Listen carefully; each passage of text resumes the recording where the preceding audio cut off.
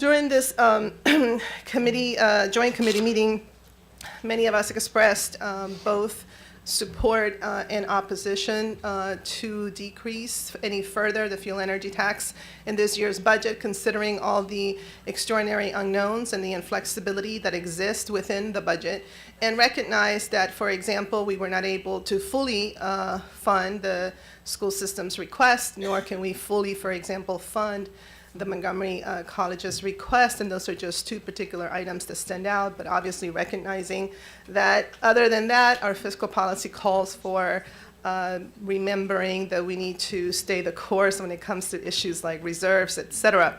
I'm one of those that believe that we should not make this decision in this moment, because I think the most fundamental decision we have to make is how much revenue do we have to work with? And I, for one, don't believe we've made that decision. So I don't know how we can make decisions with respect to this matter without coming together with respect to issues like the reserve. As I shared at our joint committee, if we went to the number that is in our fiscal plan for this year, a conservative number, a number that we said should satisfy Wall Street, that should ensure our AAA bond rating.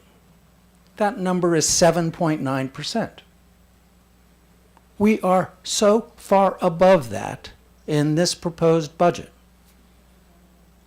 $32 million above that.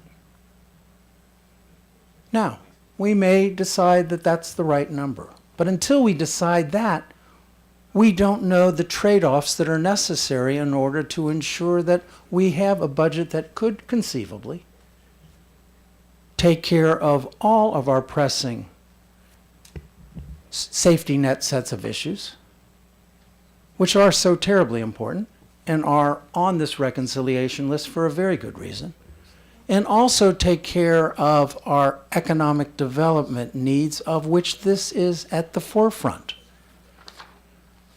So, I believe that we should reduce this. I believe we have the means to do so. I believe that it does not come at the expense of our other very important agenda items, of our values. So I happen to disagree with the county executive with respect to the level of reserves that are necessary in this moment in time. Even with the wind case, we have been told that if we lose the wind case in this year, the numbers are manageable. Now, next year they would not be. I get that. But if we were to lose the wind case, the dollars are on the margin. We don't need an inflated reserve for that purpose. One, hopefully we're going to win the case, if you'll forgive the pun. But secondly, it is an overly conservative, by our own standard, an overly conservative reserve that we can use for good purposes. And when you take care of both the social safety net sets of issues and our business community, not just data centers. Goodness gracious, data centers employ like 3 people. Okay? I mean, they're not inconsequential, but they employ 3 people. You got a lot of computers and no employees. What we need to do is help the people that actually hire people, that employ people. And those are the people that have been knocking on our door saying, this tax is a serious problem. So I urge my colleagues to defer this matter until we have the basic contours of the budget understood, and that will happen in the next 24 hours.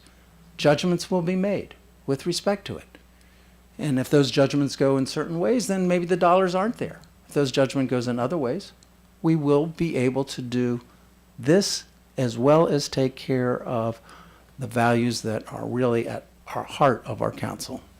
It is in order for a substitute amendment to be offered. That motion is now before the council. Those in favor of the substitute, which would be placing a 5% reduction in the increase, the 2011 increase in the energy tax, will signify by raising their hands. Those in favor will signify by raising their hands.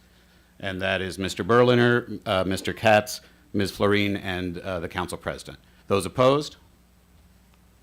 Mr. Elrich, Mr. Hucker, Mr. Rice, Mr. Reamer, and Ms. Navarro. Okay, so that substitute is defeated. Is there another motion to come before the council?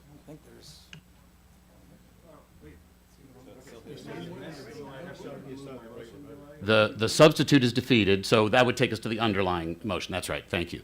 So, so the motion before the council now is Mr. Reamer's motion to concur with the county executive's recommendation on the rate of the energy tax. Those in favor of Mr. Reamer's motion will signify by raising their hands. And that is Mr. Elrich, Mr. Hucker, Mr. Rice, Mr. Reamer, and Ms. Navarro. Those opposed are Mr. Katz, Ms. Florine, Mr. Berliner, and the council president. All right then, so the position of the council is that the energy tax will remain at the rate it was in FY15 for FY16. I thank my colleagues for working through this matter.